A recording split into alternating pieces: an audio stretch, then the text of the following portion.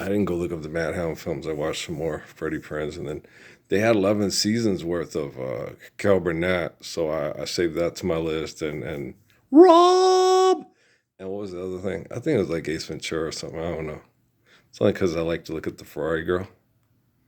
Maybe, could be. I had a ginormous crush on her in high school.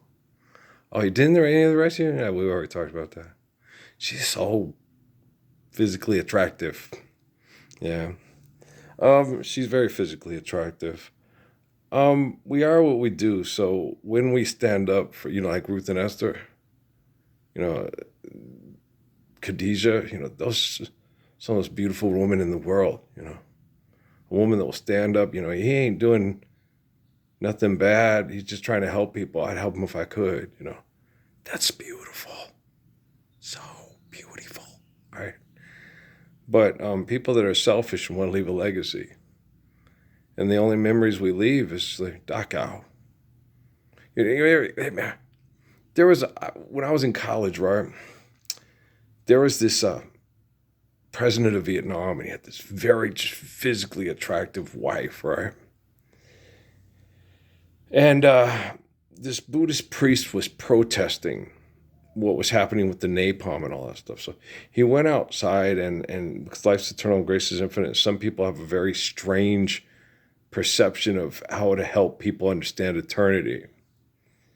And because he was so connected and it was so hard on him, he didn't know how to deal with it. So this was the best thing he could do. He went out in the street and he poured gasoline on himself and lit himself on fire. Right. And the lady said, that if you were going to be truly Buddhist, you wouldn't have used gasoline. You burned yourself more slowly. Right. Must be a Vietnam thing. I don't understand, right? But I was just like, what a bitch, right? She ended up, I think, eventually being assassinated with her husband because they were tyrannical. But she was very physically attractive, Harry and Lloyd. First time I saw her, I knew I'd do anything to bone her, right? That's a special feeling, Lloyd, right? And that gets you to that point where it's like, that's where you cannot trust your mind and your body. Right? Because when you're young, you look at that woman and she'd walk up to you and say, oh my gosh, you're an amazing athlete. You're so intelligent and so attractive. Oh, what a night, late December back in 63. And you'd go for it, right? And then you could get her pregnant and she'd raise the kid to be like her. And then be like Leonard not having Zach's kid, but Zach died and then his wife married someone like uh,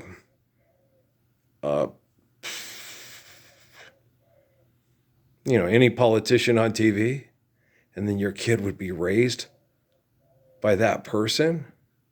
And if the woman was mean, selfish, and dumb as a box of rocks, you'd have a kid out there that would be groomed and trained to be a mass murderer. But if you had raised him, he might have been radically different, right? That's pretty weird thinking. I'm thinking outside the box here. What can I say? But Earl, you're obnoxious. A lot of times, yes, very obnoxious. I come by it naturally. I come by it. I come from poor people that have been persecuted, abused, and they hunt down the women to either kill them so they don't reproduce men like me, or I'll try to be the man that's the sire of the Holy Grail because they want it to be all about them. And so, I think radically differently sometimes than a lot of people. My brain, I noticed, doesn't work like most folks. And when I go places, I remember when I was a kid, we moved away from Las Cruces, and all my friends, and came back, and I came back. We moved when I was in sixth grade, and we came back to Cruces when I was a sophomore in high school. And my sister Pancha picked up right where we left off, and I went with them too. And Frank Acosta put a keg in the truck, and they'd run from the deputies all night, getting drunk, telling jokes, and trying to talk each other into having sex, right? And I wanted to talk about things that were, a little different than telling jokes from TV shows and singing old songs, remembering the good old days and getting drunk and then trying to have sex with somebody and then get stuck in a relationship with them to where we make money, and how we pass the time is, talk about movies, listen to music, and tell jokes, to make each other laugh while we have sex and go to our, do the Paul Simon thing. We go to our jobs, collect our pay, believe we're gliding down the highway when in fact we're subsisting. I knew a man, he wanted to make up for the thing with his son. He drove all the way just to explain, kissed his boy while he lay sleeping, and then turned around and headed home again, slip sliding away. Right. And so, and I'm sitting there and I'm trying to talk. I was like, this is it. What if we had stayed here from elementary school till high school? I went to junior high here. When we moved away, and I thought to myself, well, maybe it's because I moved different places and had to learn to make friends like a military brat and stuff. But I don't think that would have been the case. I think my brain is my brain, whether or not they moved me to Pasco, then Tucson, then Colville, then Casper, and then back to Cruces. I think I still would have been a very similar person because it happened in Cruces. I hung out with more of the popular crowd there for a while. And then when Carl Cunningham came to school and was abused and persecuted because his dad was in prison and he was black, I pretty much went from having a bunch of friends to almost just going solo because of the way the community dealt with Carl Cunningham, right? Because his dad was in prison and he was black. And my mom was a very special, unique type person. I was kind of sorry that, because Stephanie really liked her. And my mom wanted to help Stephanie, but Stephanie and Law were both very mean to me. And that pissed my mom off because, like Rosalie Armitage said, she Rosalie goes, I understand these black girls that date Earl. He's the one guy we all want. They got him and they totally fuck him over. He listens, he cares, he's empathetic, he's strong, he's an anti-bully, he's intelligent, he can take care of the family and he'll take care of the family and he'll bust his ass to take care of the family, but he's such a good person. He will not do whatever it takes to win, and he will not abuse people to be a winner. He's absolutely gorgeous. He's better than Charles Ingalls from Little House on the Prairie because he's real, right? Yeah, I guess so. Yeah, but I personally think I might even be better because I just don't see Charles Ingalls having as good of a personality as me.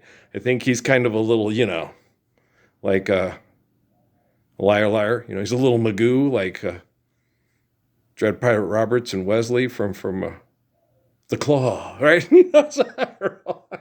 So I'm like, I like to think I got a little bit better personality than Charles Ingalls' character. I mean, he's a little, just vanilla and one size fits all. It's just like, I feel like being chocolate tonight. Tomorrow I'm feeling like being raspberry chocolate truffle. Yeah. What do you think about that? You don't like it? I love you. You're gorgeous. You're lucky you're gorgeous because goddamn you're boring. Right?